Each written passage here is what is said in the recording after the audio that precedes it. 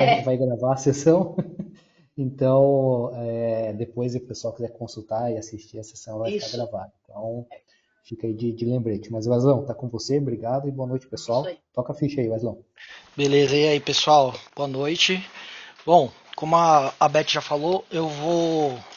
Bom, primeiro para quem não me conhece, né? Eu acho que todo mundo aqui deve me conhecer, mas eu trabalho na Vinha há quase 5 anos e meu WhatsApp agora tá tocando, né? Tá. Tudo acontece nessa hora aqui. Nossa. Calma aí, pessoal. Que eu tenho que. Fechei tudo aqui.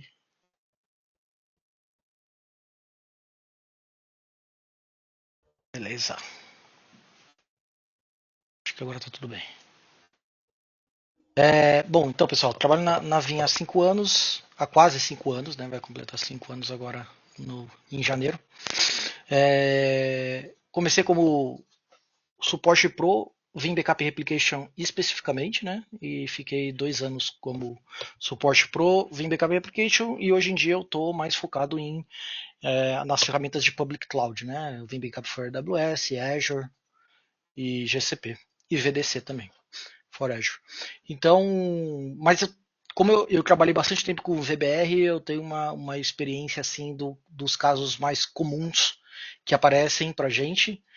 E a minha ideia é mostrar como resolver os casos mais simples e mostrar um pouco de como é o troubleshooting que a gente faz, qual é a linha de pensamento que a gente usa para resolver os problemas. Claro, aqui eu não vou conseguir cobrir nada muito complexo, mas eu tentei juntar alguns exemplos aqui de casos bem comuns que acontecem no dia a dia que a gente sempre recebe é, chamados na VIM para atender por vocês, né? Então vamos lá. Opa, foi. Aqui a agenda, vou pular essa parte. Bom, a primeira parte que eu quero falar um pouco é sobre os logs, né? Para quem não está familiarizado com os logs, as pastas eu deixei até, pelo menos os locais básicos assim, né? Eu já deixei descrito aqui, né? Então, se a instalação no Windows fica sempre nesse diretório, você vai ver que tem todos os logs lá, tudo dividido por algumas pastas, pastas de job, os serviços, né? Estão todos nesse caminho.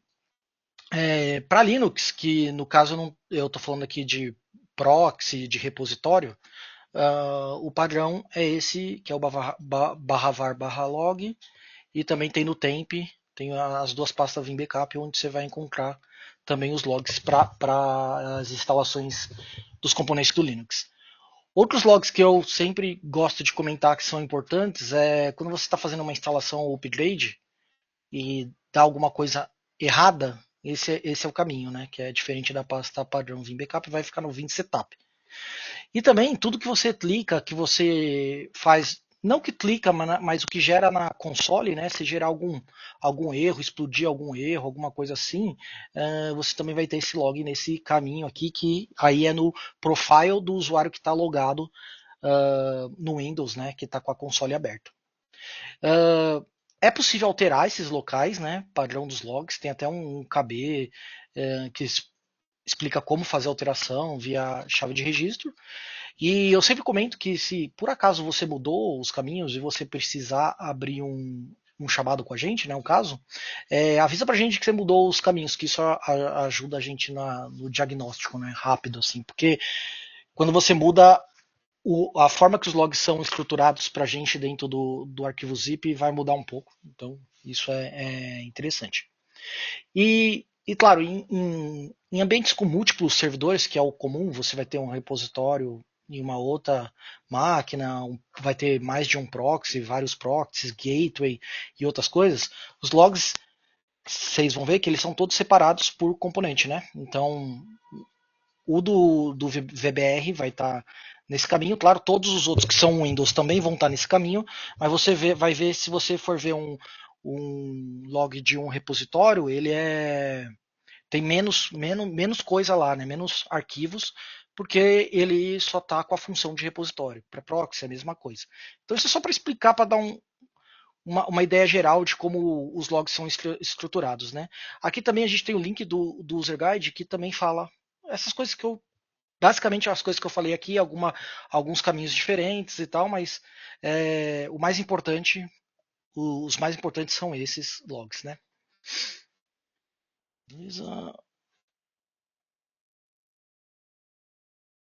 Ok, mudamos aqui. Isso é uma pergunta que eu sempre recebo. Ah, que ferramenta que vocês usam para ler os logs, né? É o que eu mais ouço no meu dia a dia, quando a pessoa pergunta. A gente até tem umas outras ferramentas específicas da Vim, que aí eu não posso comentar mesmo, mas o básico é essas duas ferramentas. O Notepad++ eu acho que não precisa nem de introdução aqui, eu acho que todo mundo conhece. Uma outra ferramenta que a gente usa é o Sublime, que é exatamente como o Notepad++, tá? Só é uma ferramenta diferente, mas ele faz a mesma coisa. Eu, no dia a dia, eu prefiro o Sublime, porque, primeiro, por uma preferência própria, segundo, que existe um plugin que ele vai marcar melhor as coisas no log pra gente, que foi feito até por engenheiros da Vim mesmo, mas que está aberto para qualquer um, porque está no GitHub. E, e aí, para instalar, você só tem que procurar por Vim lá, você vai achar o Vim Logs Helper. No site do GitHub, a pessoa explica melhor como faz a instalação. Não é nada complexo, tá? Então, é tranquilo. O Sublime não é uma ferramenta free, tá? Ele é uma ferramenta paga. Mas ele é amigo igual o WinRAR, né? Então você pode ir usando lá e ser feliz. Aí vai pela sua consciência, se você deve pagar ou não. Eu particularmente gosto muito. A minha versão é licenciada, tá, gente? Só faz de conta que eu não falei nada disso aí que eu falei. Mas dá para você instalar e testar, tá? Então fica tranquilo que você pode usar ele. Mas pro Notepad++ também existe um plugin, mas esse é interno. E, então, assim, por isso que eu não tô nem focando no Notepad++, tô focando mais no Sublime, porque esse plugin tá aberto para qualquer um utilizar, tá? E eu uso o Sublime desde do começo da navinha aqui, então sempre vai ser a minha preferência. Você sempre pode abrir o log com o seu Notepad, tá? Isso aí é indiferente. Né? O Sublime só ajuda a gente a destacar umas coisinhas a mais. Vocês vão ver alguns exemplos aqui e vão entender melhor o que eu estou falando. Bom, vamos lá. Bom, o primeiro problema que eu quero falar não é bem um problema, né? É mais é algo que influencia muito no que pode acontecer no Vim, né, que é o antivírus, né? O antivírus ele pode influenciar na hora de você fazer um restore, na hora de fazer uma instalação, no backup mais raro, porque depende muito, só se tiver antivírus no proxy, né, especificamente que está rodando lá. Aí pode influenciar no backup também, mas ele pode influenciar em diversas operações, tá? Né? Por isso que quando a gente se abre um chamado lá com um problema e a gente fala falando antivírus, vocês devem pensar, puta, lá vem os chatão falando antivírus e tal, mas a gente fala porque é realmente importante saber se tem antivírus ou não, e alguns problemas a gente já sabe que pode ser influência do antivírus. Então, por isso que a gente sempre pergunta e por isso que a gente sempre quer saber se as exceções foram configuradas, né? Que aí é exatamente esse KB aqui, que eu deixo até bem grande aqui, que a gente tem a lista de tudo que tem que ser é, configurado no AV referente a exceções.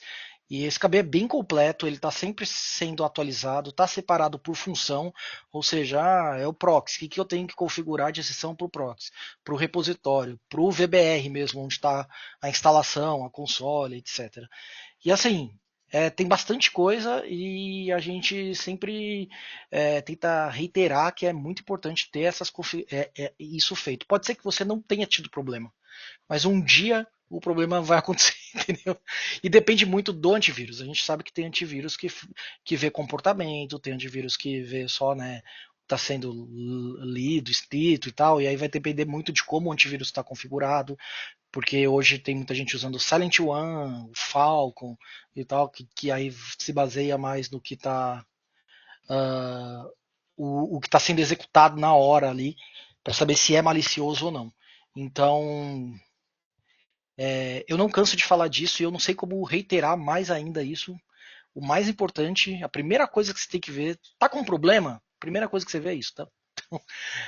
Seja qual for o problema, tá, gente? Verifique isso aqui, porque é bem importante. É, como a gente faz para analisar? Porque, assim, pode ser não. Em 99% das vezes, vocês vão falar para mim, vocês vão abrir o chamado com a gente e vai falar para mim que sim, tá tudo configurado certinho como tá no KB. E aí, como eu sei se você não tá mentindo, né? Porque eu preciso saber se tá mentindo. E eu tô brincando, gente, não é nem de mentir, é porque às vezes você acha que tá configurado, às vezes não é você que gerencia o antivírus e tal, e a gente precisa ter certeza absoluta que tá tudo certo. E aí o que a gente mais, a ferramenta mais simples e melhor para mostrar isso é o Procmon. Para quem não conhece o Procmon, eu espero que todo mundo conheça, mas é uma ferramenta bem antiga dos SIS internos da Microsoft, que basicamente ele vai monitorar os processos que estão sendo executados na, na VM, né, na máquina, no momento que a gente abre ele, né? Basicamente o que ele faz é isso aqui, a carinha do Procmon. O Procmon foi atualizado, ele está sempre sendo atualizado, então ele está com uma carinha moderna aqui e tal. Quando você abre ele e dá um start, ele vai começar a logar um trilhão de coisas, tudo que está sendo executado no Windows lá, né, na máquina que você abriu ele e tal. É, ele é um pouco intensivo no uso de recursos, né, de CPU e memória, então tomem cuidado ao utilizá-lo. Mas a ideia de usar ele é o quê? Ah, tô com um problema aqui que é clássico de file level restore. Quando eu tento restaurar um arquivo, estoura um erro, e aí é uns erros super genéricos. Ele não vai falar que é o antivírus que está causando o problema, né? É uns erros super genéricos. E aí a gente abre o Procmon, simula o problema e aí pausa o Procmon, porque a gente só precisa que ele rode quando estoura o problema na tela, né? E tal. Ok. Depois disso, você abre o filtro. Né? Tem os filtros aqui, que é o botãozinho aqui, né, de filtro. Ele vai ter diversos filtros, você pode configurar eles. Já tem algumas coisas que são excluídas, por exemplo, ele já vem por padrão o filtro para excluir o procmon.exe, porque a gente, óbvio que o procmon.exe vai estar rodando. Então a gente não quer que isso não é relevante para a gente. Mas aí a gente consegue começar a filtrar e ir atrás do que interessa pra gente. Por exemplo, nesse exemplo aqui, bem básico, que eu fiz foi, eu quero que você mostre para mim só o que tem no path, né, que você vai ver que tem uma coluna de path aqui, o que tem a palavra vim. Então, procura tudo que tem vim lá e filtra para mim. E aí, o mais importante que eu coloquei aqui é o processo. Eu falei para ele, pega o processo com esse nome, msmp.eng.exe. Isso aqui é o executável do Microsoft Defender, tá? Nesse exemplo aqui eu só tinha o Defender, e aí eu falei para ele para eu ver todas as interações que o Defender teve com algum arquivo, algum executável, qualquer binário, alguma coisa até. Eu usei o pathvim porque ele vai me mostrar até o registro, tá? Do Windows que contém a palavra vim. E aí ele mostra pra gente, porque aí ele vai começar a mostrar pra gente se teve alguma coisa bloqueado. Nesse print que eu mostrei, tá tudo sucesso. Às vezes você vai ver file locked, não é necessariamente um problema, é só para falar que o arquivo estava alocado. Isso não quer dizer que é um problema. Mas isso é importante porque a gente vai ver na hora que estava executando isso, o que aconteceu, o que estava interagindo com qualquer arquivo que tenha a palavra vim. Você vai ver arquivos de log, que também para a gente é, é irrelevante aqui. Você poderia colocar um filtro para tirar qualquer coisa que seja ponto .log e tal. Mas ele vai mostrar, e aí vai dar para a gente, porque assim, se as exceções do antivírus foram configuradas corretamente, não deveria aparecer nada aqui, entendeu? Ou aparecer bem pouco. Talvez alguma coisa do registro, né? Alguma coisa assim, mas não deveria aparecer nenhum arquivo e tal. E aí quando aparece, aí a gente vai conseguir identificar melhor, porque se aparecer, aí eu já sei que pode ser alguma coisa do antivírus e tal. E aí nesse momento, aí vem o segundo ponto que ninguém gosta, mas é muito bom para a gente conseguir tentar excluir que é o antivírus, se é o antivírus ou não. Que aí a gente vai pedir, você consegue desativar? Muita gente não consegue desativar. E tudo bem. O Procmon vai ajudar a gente para evitar isso, né? Mas se você conseguir desativar, aí a gente tem certeza se é ou não, né? Porque aí é o nosso teste. Quando a gente pede para desativar, não é que a gente precisa que vocês fique desativado para sempre. A gente quer desativa, faz o teste que está falhando, funcionou ou não funcionou? Ah, não funcionou. Então, beleza, não é um antivírus, a gente pode passar para o próximo passo do troubleshoot, entendeu? Isso eu tô falando porque o troubleshoot basicamente em tudo, mas aqui eu tô falando de Vim, mas isso você pode usar para qualquer coisa que você estiver fazendo troubleshoot, a gente tem que fazer por eliminação, porque a gente precisa ir eliminando algumas coisas para filtrar o máximo possível e atacar um problema específico, entendeu? Em vez de você ficar pensando que pode ser 1 milhão de coisas.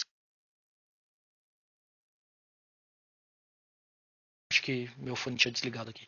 A gente vai desativar, a gente vai poder eliminar e chegar no que a gente precisa mesmo atacar aqui. Então, antivírus é basicamente isso. E usem o Pokémon, vai ajudar. E não esqueçam das exceções, nunca, tá? É isso que eu queria falar sobre o antivírus especificamente. Aqui é um outro problema que pode acontecer bastante. Deixa eu só mostrar aqui. Porque ele aparece com diferentes mensagens de erro. Às vezes você está executando um backup, aqui é um backup de vSphere, tá? Então é um job simples aqui com duas VMs que eu rodei e o backup. E um exemplo clássico desse erro de NFC, né, aqui que eu deixei, que ele pode apresentar em diferentes mensagens aqui, NFC Storage Connection Unavailable, ou falha para fazer download ou upload NFC, o string aqui, né? E é muito comum você falar, ontem estava funcionando e hoje começou a aparecer esse erro, tá? Isso é muito comum. E aí, esse é só um exemplo de como o erro pode aparecer, mas ele pode aparecer em diferentes formas, diferentes mensagens, e pode aparecer também em restore, mais comum em backup, mas pode aparecer durante um restore também. O motivo desse erro, aí coloco o primeiro ponto aqui, né, que é resolução do nome do host. Né? Se você está usando diversos proxies, e é muito comum, você ter, às vezes, você tem um ambiente grande com vários hosts, e aí você tem um proxy em cada host, para e aí é utilizado o proxy que está naquele host para fazer o backup. Garanta que você consegue fazer a resolução de nome, tá? Pro vCenter e pro SX. Mas eu tô mais preocupado aqui com o SX, tá? Porque o vCenter quem faz a primeira conexão é o próprio VBR ali que está gerenciando os jobs. Mas o proxy vai fazer a conexão com o host.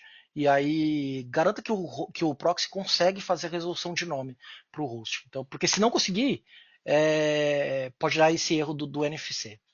O outro caso muito comum é esse do bloqueio da porta 902, que é exatamente a porta do NFC no SXI, tá? Então, o que acontece? A porta 902 não é uma porta conhecida por todo mundo, né? Só se você trabalha com VMware, com vSphere, você conhece essa porta e também com backup.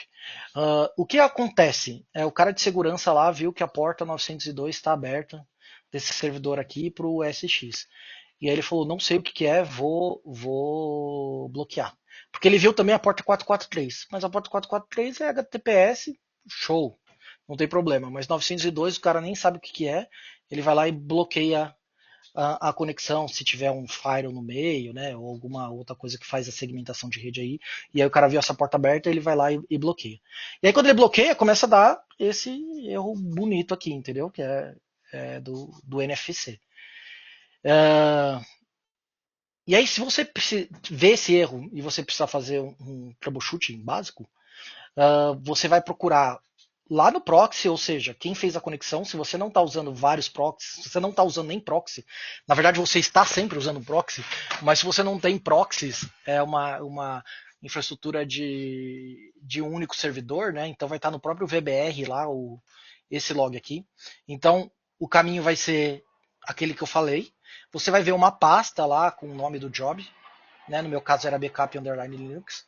E aí você vai ver vários logs lá, tá? Vai ter de task, de job, e você vai ver um agent.backup, que é o nome do job, ponto .source e ponto o nome da VM.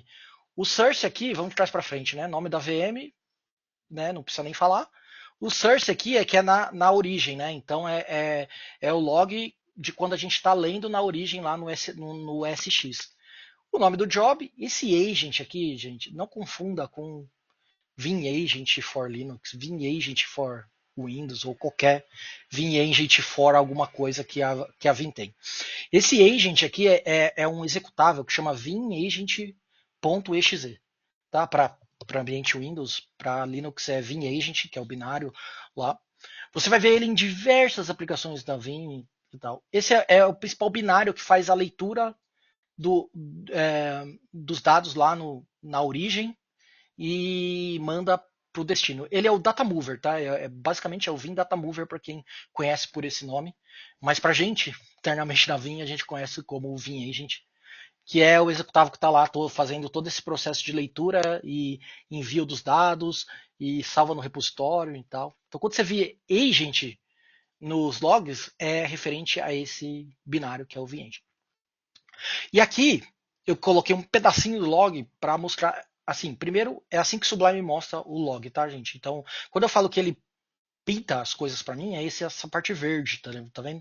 Ele deixa verde, aí quando dá erro, tá vermelhinho, que é basicamente isso que o Sublime faz. Por isso que eu tô falando, o Sublime não vai mudar a sua vida, é só de visualização e tal. Ele não é nada mais do que abrir o log também no Notepad, só que no Notepad você não vai ter essas informações.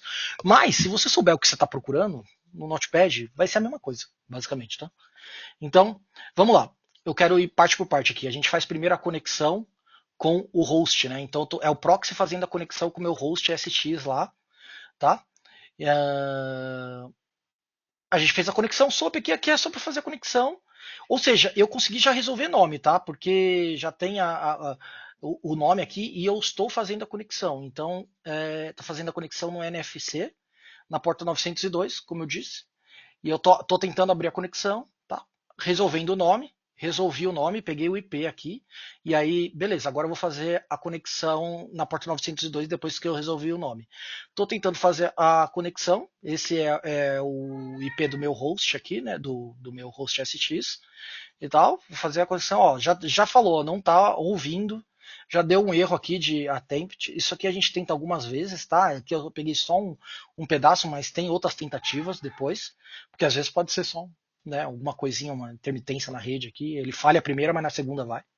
Tá tentando fazer a conexão, failed, e aí deu failed, ó, failed to initiate NFC session, e é mais ou menos o erro que a gente vê aqui, entendeu? Que é exatamente que a conexão tá indisponível do NFC, né?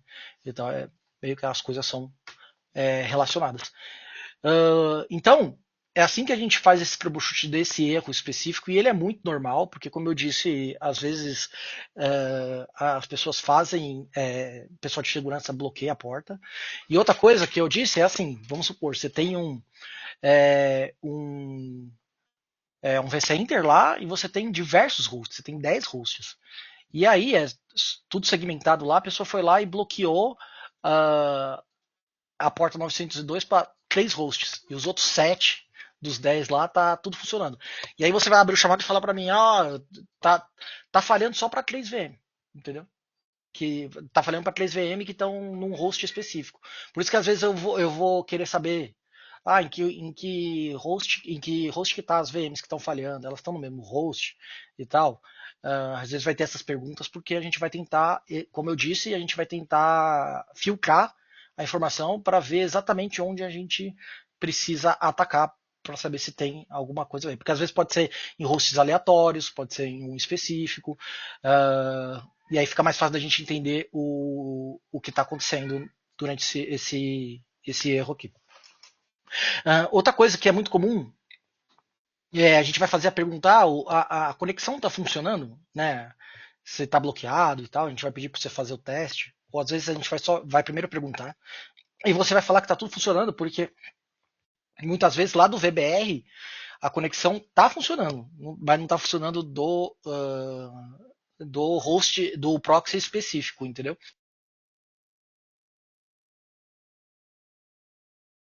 Desculpa, pessoal, engasguei aqui. Então, A gente vai fazer essa pergunta porque pode ser especificamente um proxy em específico que foi bloqueado a conexão, e você tem diversos proxies. Então, às vezes, você movendo a VM de host, se for possível, às vezes o problema vai ser resolvido, mas aí a gente pode averiguar, né, tentar entender o que aconteceu. Mas só para vocês saberem que tem todas essas variantes aqui durante esse troubleshoot. Passando esse problema, que basicamente é isso, a gente vai para esse clássico aqui, que eu acho que muita gente já viu, que é sessões travadas na console do VBR. Então aqui é só um exemplo, tá? Mas que eu peguei de um caso real mesmo.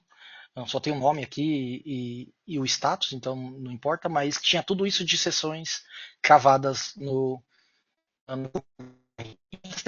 elas já tinham sido finalizadas. Isso foi em agosto que eu peguei. E é de junho. A gente sabe que não tem nada rolando. Eu já tá rodando e tal. Tá aqui. Parece que o pessoal usa muito a gente usa sessões órfãos, tá?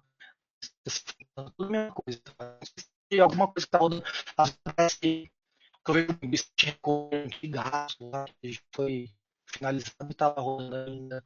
Uh, offload, né? Questão de offload, ou algumas outras coisas assim. Pode tudo. Qualquer coisa pode ter um cavalo, não serve muito. E aí você puxa para informação, né? Não sai da console de jeito nenhum. Né? Se você abrir a console de outro máquina, uma console da sua máquina, ou de dentro do servidor, vai aparecer as sessões lá cravadas lá. Parece que está cravada, né? E aí, o status pode variar, tá? Aqui é só um exemplo que está working, mas pode ser stopping, pode ser lá, fazendo qualquer coisa. Entendeu? Vai ter porque aqui tem uns stopping. Tem vários status aqui, tá? Então, como é que resolve isso? Cada sessão no VBR que é executada, ela possui um status. Porque quando você inicia ela, às vezes ela está starting, aí ela vai para running, aí depois quando ela finaliza, ela vai para finished, né? E aí ela some da console. Ou pode ser failed, né? Mas ela deveria assumir da console lá. Então tem vários status. Eu acho que tem, se eu não me engano, são 14 status diferentes que podem uma sessão pode ter. E quando eu falo sessão, eu estou falando de sessão porque pode ser um job de backup, um restore, qualquer coisa, tá? Que está sendo executada lá no Vim. E aí cada um desses status eles possuem um ID no banco de dados, tá? Então o running tem um ID, o working tem um ID específico, o stopping outro, então todos eles têm um número que é de 1 a 14. Pode mudar, não vou lembrar de todos aqui, mas cada um tem um ID diferente no banco de dados.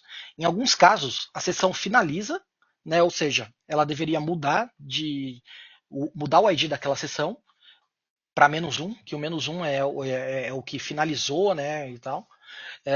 Ele não é alterado por às vezes é alguma comunicação entre o VBR e o banco de dados. E aí o ID nunca muda. E se o ID nunca muda, aí a sessão fica lá aparecendo na console. Só que a sessão ela já finalizou. O que ela estava fazendo, ela fez. Só que só não mudou o ID da sessão, que é o que exibe ali na console. Então, como resolver isso? Eu expliquei isso para o pessoal entender como isso acontece, tá? Porque isso pode acontecer e tal. É algo que pode acontecer. Não importa se você está na última versão, na versão 10. Bom, eu espero que ninguém esteja na versão 10 ou 11, né? Mas eu já vi isso desde da versão 10, tá? E acontecia na versão 9 também, que eu tenho relatos. Então, como resolver isso? A primeira é a gente tem um KB sobre isso, que o KB, eu vou resumir para você aqui. O KB fala para parar os serviços do Vim e iniciar os serviços do Vim novamente. Né? Fecha a console, para o serviço, start o serviço, abre a console e vê se ainda os jobs que estão órfãos lá, se eles ainda aparecem, né? As sessões. Isso resolve o problema?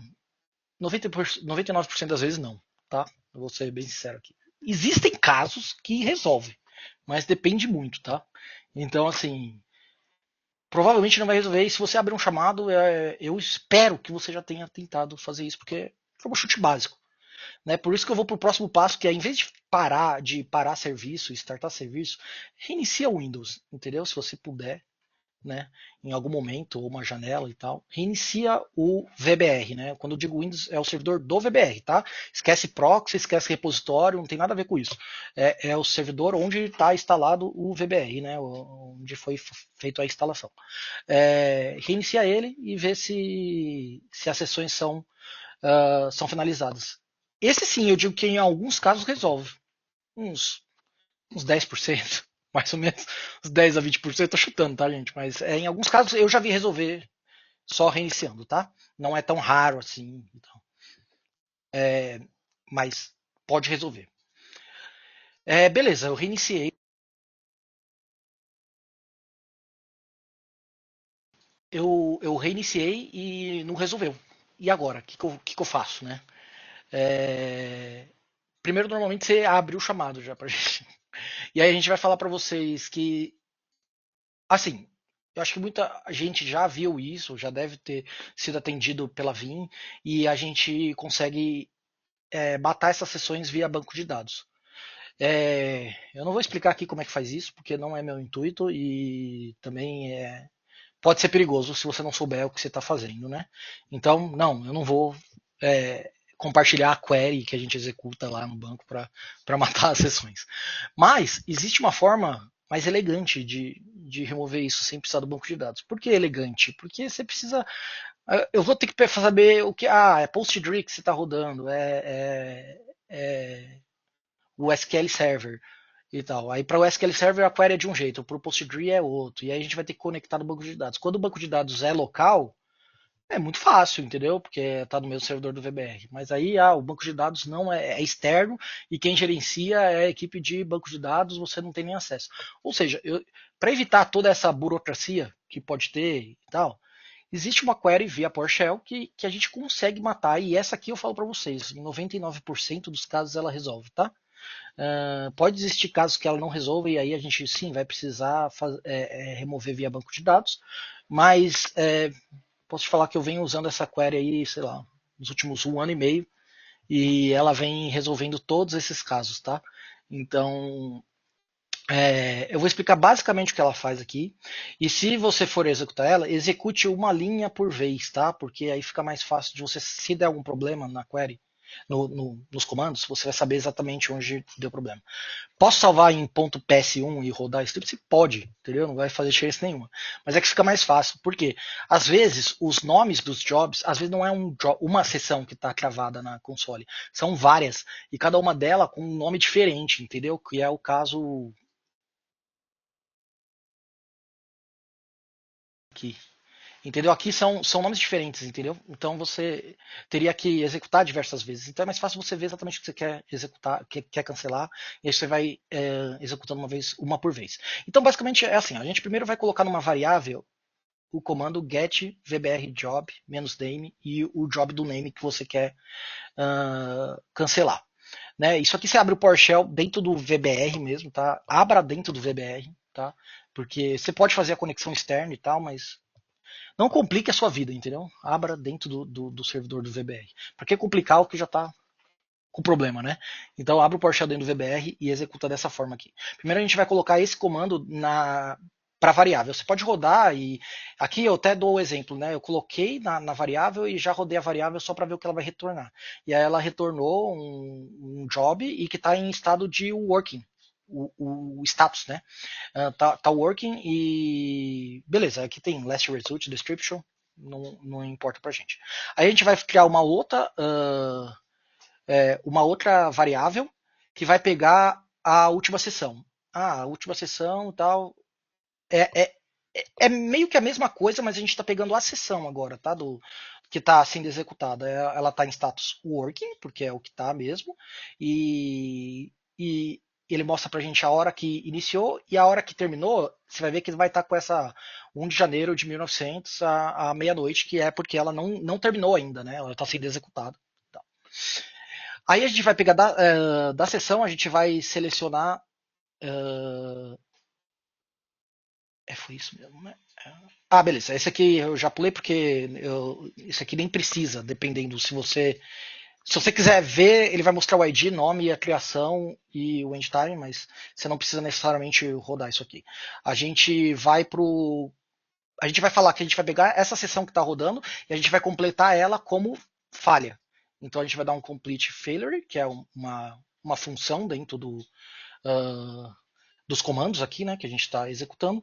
E por final a gente vai dar um abortar. E aí ela tem que, quando a gente chamar a sessão de novo aqui, né, a variável, ela tem que aparecer como stopped e o resultado failed, né, porque o resultado para a gente não importa, a gente só quer tirar ela da console aqui e a gente quer adicionar um end time para ela, né? Então é isso que a gente está fazendo aqui.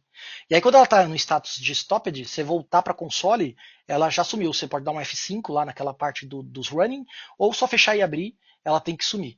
E aí você faz isso para cada uma que estiver sendo executada. E assim, basicamente, você resolve o problema sem mexer em banco de dados, sem nada. Então, eu gosto de mostrar isso porque é um jeito bem simples de resolver, via PowerShell, não tem perigo, se você. Assim, o perigo aqui é se você pegar o nome com o job errado, né? Se for um job que está sendo executado mesmo lá e você cancelar ele. Mas de preferência, você vai fazer isso quando nada estiver sendo executado. Vocês vão prometer para mim que vão fazer isso quando nada estiver sendo executado, porque aí você não tem nenhum perigo e tá super tranquilo executar isso aqui, tá? Ah, próximo. Esse aqui, ele não chega nem a dar um. A gente não precisa ver log para entender esse erro aqui, tá? É isso que eu vou explicar para vocês. Às vezes você está fazendo um restore, principalmente em restore, tá? Isso aqui acontece. E vai aparecer esse erro de unable to mount disk e unsported disk type. Às vezes vai aparecer esse vermelhão aqui, bonito, né? Quando você está fazendo o restore. E aí, algumas causas, né, desse problema. Uma delas é se for um ambiente vSphere, pode ser o vdk.exe, que é o, o executável que a gente usa para montar os discos VMware para a gente conseguir fazer o restore, né? Se for um file level restore, né? Para ver o conteúdo dentro do disco e tal. Um executável é uma library da VMware que está aberto, né? Até você consegue baixar ela, fazer. É super raro, tá? Mas eu já peguei umas 2 vezes. Se tem um problema com esse exe e a gente tem que fazer o registro novamente do exe dentro do mount server. Esse eu estou só falando porque ele é bem raro. Outra, como sempre, antivírus, né? Antivírus pode estar influenciando. Já falei bastante de antivírus, vou até pular essa parte. E a outra, a gente tem um KB aqui que, basicamente, eu deixei o link lá, mas ele fala sobre isso aqui. Provavelmente, se aquele erro aconteceu, uma dessas 2 mensagens ela apareceu em algum momento para você. Que uma é sobre o servidor de origem, né, que você está tentando montar, ele tem volumes refs. E aí, quando a gente tenta fazer o restore, e a gente sempre que está fazendo um restore tem um mount server, tá? Que é onde a gente está montando os dados para iniciar o restore, principalmente isso em várias situações, tá? Mas eu vou falar das mais comuns, que é o file level restore, o restore de SQL também. A gente precisa montar o disco para pegar os dados lá de dentro, né? E aí se vamos supor um file server, seu file server da origem, né, que você fez o backup, ele tem um disco formatado como refs. E aí o mount server precisa ter um refs com o mesmo sistema operacional ou superior. Isso diminuiu consideravelmente os problemas, mas quando a gente estava no Windows Server 2012, 16, 19, acontecia muito, tá, gente? Então, assim, o que acontecia? O cara tinha um servidor Windows 2019, um file level, um file server, e com refs, e aí o mount server dele era 2012, tá? E aí não funcionava, porque não conseguia ler o disco refs, porque a versão do refs foi mudando, né, conforme foi passando as versões do Windows. Hoje está na versão 3.14 e tal, mas desde do Windows 2016 é a versão 3.0. E as interações, né? 3.1, 2, 3. Eu deixo até o link da Wikipedia aqui, que é o lugar mais rápido de você ver isso, tá? Porque você vê todas as versões do Refs e em qual versão do Windows que ela foi sendo modificada, tá? Então, ver direto na Wikipedia lá é uma boa forma de se entender. Se você estiver usando versões mais modernas do Windows, que é o Windows 2022, né? Espero que você esteja em 2022 pelo menos. 2019. Eu acho que esse problema é bem mais raro de acontecer, tá? Mas acontecia bastante. Agora, esse problema aqui, deixa eu voltar aqui. Esse problema aqui, ele ainda acontece bastante hoje em dia, que principalmente em file server, que é o lugar mais comum de usar deduplicação. Então você tem lá o seu file server, que você fez backup, e ele tem discos ele tem discos formatados com NTFS, enfim, não importa a formatação do disco, mas você habilitou a função de deduplicação lá do Windows Server. Beleza. Aí o seu mount server ele também precisa ter essa função habilitada. E ele só precisa ter a função habilitada, porque quando você habilita essa função, ela instala os binários, né, que é utilizado para fazer o dedupe. E aí com os binários a gente já consegue ler o disco e saber que lá foi feito tem um disco com deduplicação habilitada.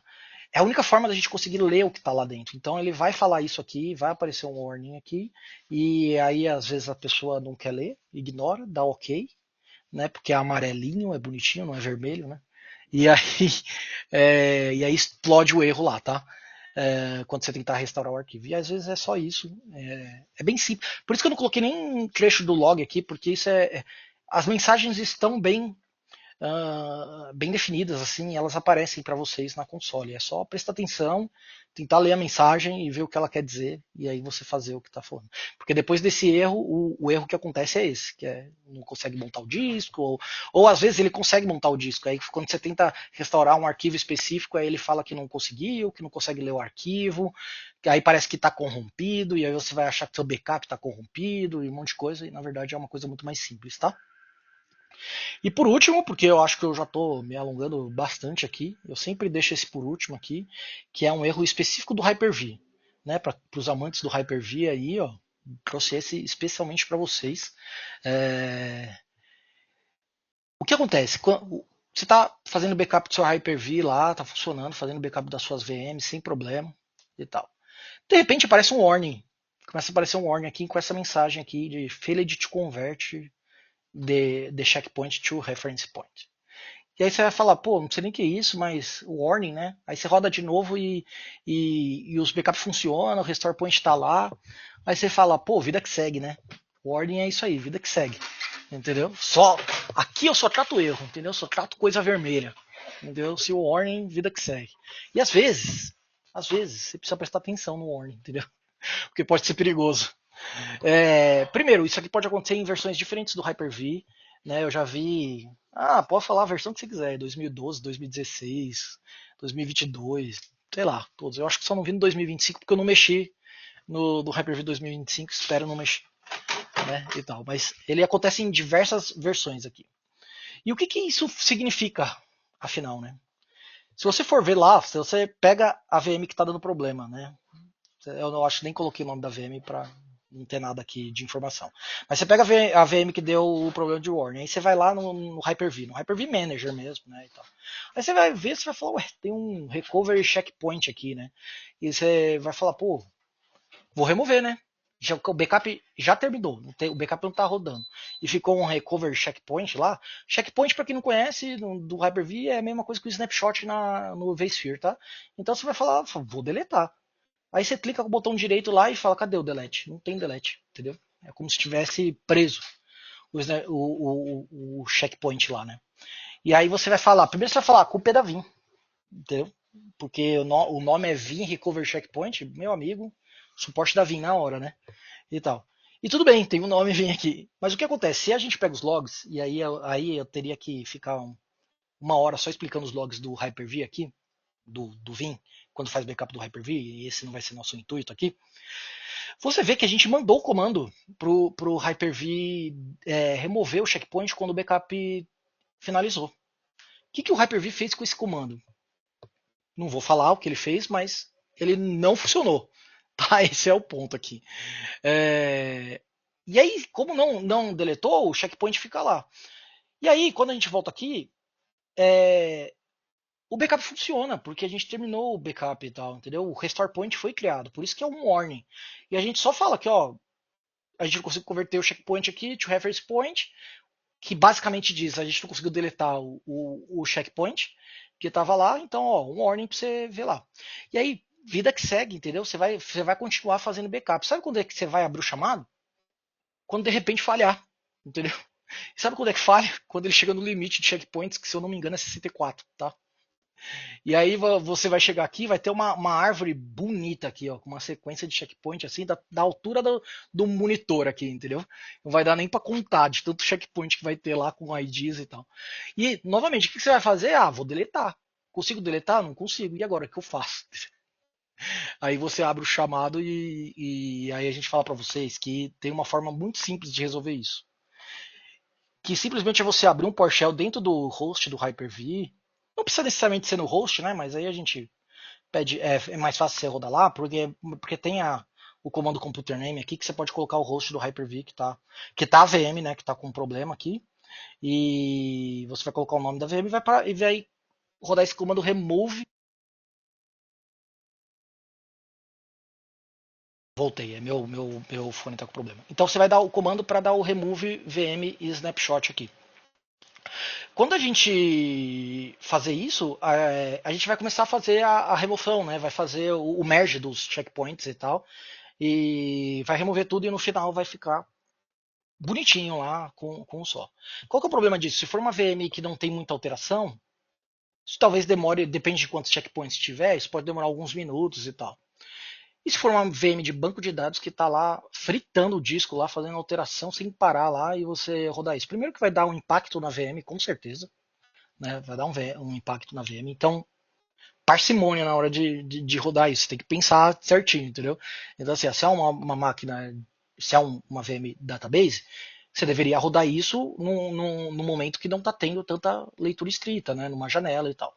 Segundo, se for uma máquina dessa, vê se você pode desligar ela, porque se você desligar ela, esse processo do merge vai acontecer muito mais rápido. Isso tudo que eu estou te falando é igual, é o mesmo processo para quando você vai remover vários snapshots no vSphere, né? São tudo recomendações, porque a ideia é a mesma, entendeu?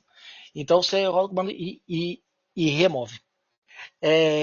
Outra forma de resolver isso é que existe, se você vai lá nas propriedades da, da VM que está com os checkpoints, você vai no disco, tem uma parte de merge lá. Você dá um inspect lá e tem a parte de merge. E quando você dá o merge, quando você vai nessa parte de merge, você consegue fazer o merge do disco com os checkpoints que estão lá na estrutura. Se você olhar lá na estrutura de pasta da VM, você vai ver lá que vai ter vários AVHDX, que são os checkpoints da VM do Hyper-V. E assim, se for um checkpoint, é fácil, porque aí você faz o merge com um checkpoint lá e beleza. Só que quando são um monte, você vai ter que fazer, você tem que fazer na sequência correta, entendeu? Então, assim, recomendo que você faça isso só se você tiver certeza absoluta do que você está fazendo. Normalmente você não está, entendeu? Então, é, só recomendo em casos que você sabe certinho o que você está fazendo. Terceira forma de resolver esse problema, um pouco mais traumática aqui, né? E tal. Se você fizer um backup dessa VM que está com problema aqui, vamos supor que você está no limite dos checkpoints lá, 64, né? Eu tô falando 64, eu tenho quase certeza que é isso, tá? Mas pode ser que seja um número diferente. O backup não funciona mais, tá? Mas você tem um backup anterior. Você pode restaurar o backup o último backup que foi feito? Se não for um banco de dados, alguma coisa assim? Ah, posso. Então é mais fácil você restaurar o backup dessa VM para uma máquina nova e tal, e aí você altera e começa a fazer o backup dessa nova VM, e aí você deleta a VM inteira. Se você deletar a VM inteira, essa VM que está com problema, aí pronto. Resolveu, você fez o restore, faz o backup da máquina que foi feito o restore agora e vida que segue. Mesma coisa. Ah, não tenho tal, preciso fazer um backup agora para conseguir fazer isso, né? Vou desligar não, né? Porque se desligar a VM, mesmo com a VM desligada, não vai adiantar, o backup vai funcionar.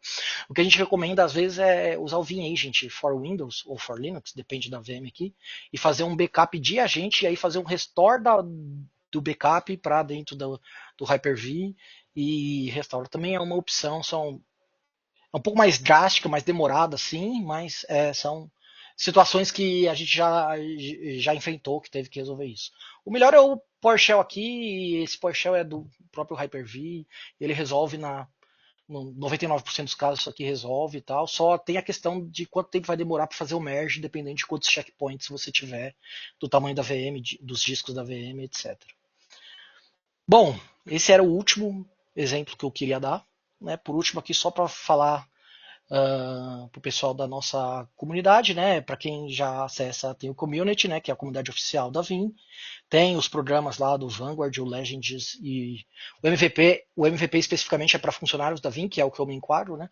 Mas o Vanguard e o Legends são abertos para todo mundo da comunidade, né? Você vê como se aplica. E aqui algumas comunidades brasileiras especificamente que a gente tem, né? A gente tem o Vim User Group Brasil, né? Tem o link direto para a comunidade lá.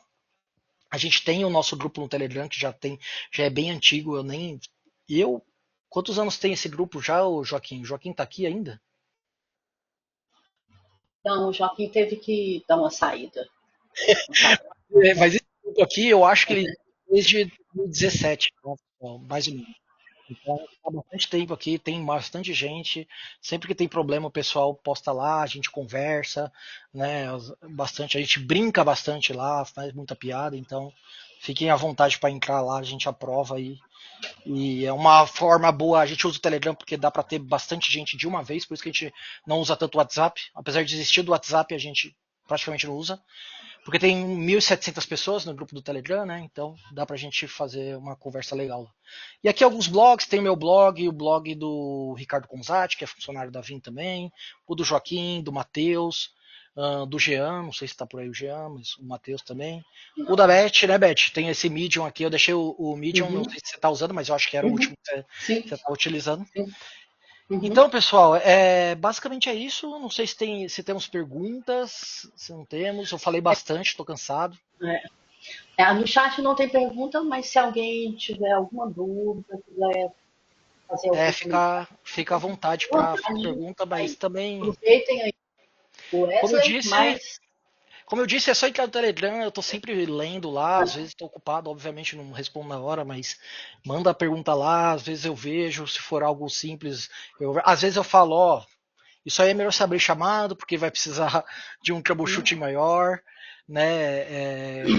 Vai precisar ver mais coisas, então a gente vai ter que ver logs, mas dependendo do problema, a gente tenta ajudar, principalmente o pessoal que. Às vezes tem o pessoal que usa a versão community, né? Que aí a gente tenta ajudar com o máximo que a gente pode lá, porque não tem como acionar o suporte, mas a gente tenta ajudar e, bom, basicamente é isso, Beth.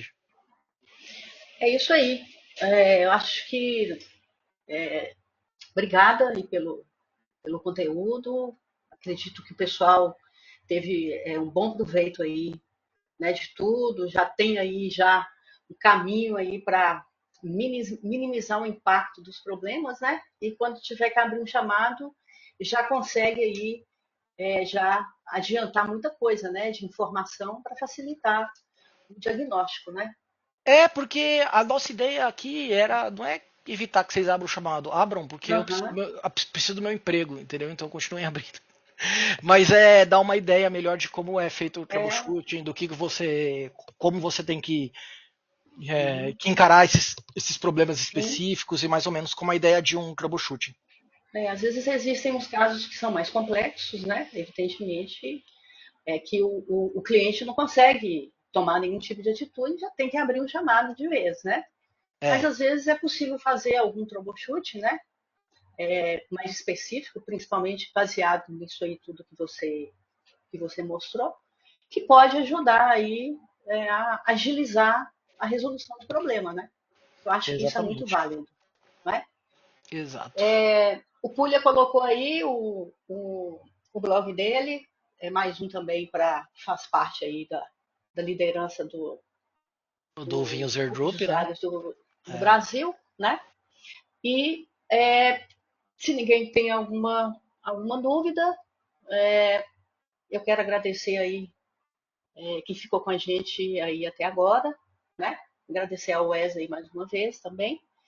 E fiquem ligados aí na comunidade, né, nas redes sociais, que a gente tem aí em breve, mais eventos, né? Mais participação aí para poder contribuir com a comunidade. É isso então. Obrigada, pessoal. Boa noite. valeu, galera. Obrigado pela Valeu. Tchau, presença de tchau. todos.